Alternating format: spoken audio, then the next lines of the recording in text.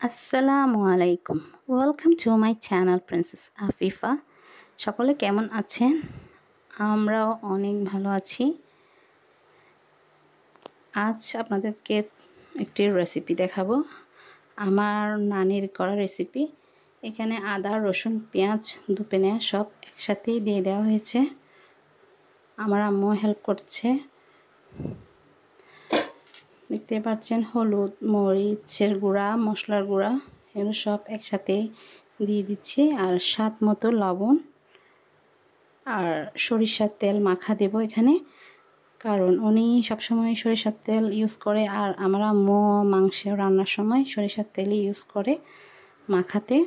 তাই আমরা একটু ট্রাই করলাম সরিষার তেল দিয়ে। এবার মাংসগুলো ভালোভাবে মাখিয়ে নেব। এরপর নেক্সট চলে যাচ্ছি পাতিলে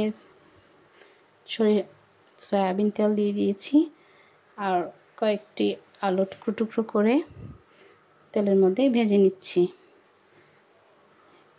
ভেজে নেওয়ার পর তা তুলে নিই। এরপরে আমি মেখে রাখা মোরগের মাংসগুলো দিয়ে দিয়েছি। জাস্ট এটুকু, এগুলো তেমন একটা আগে থেকে পেঁয়াজ রসুন কষাতে হয় না। সব মাখানো মাংসগুলোই তেলে দিয়ে দেবো, আর খুব ভালোভাবে কষিয়ে নেব। অনেকক্ষণ সময় ধরে রান্না করতে হবে।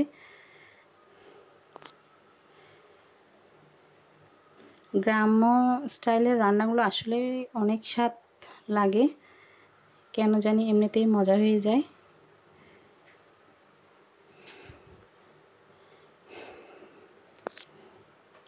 এক একজনের হাতের রান্না এক এক রকম, যেমনই যার যেভাবে রান্না করার ধরন, তার রান্নার মজাটাও অন্যরকম হয়ে যায়। আমাদের রান্না প্রায় শেষ হয়ে এসেছে, অনেক বলক চলে এসেছে, দেখতে পাচ্ছেন।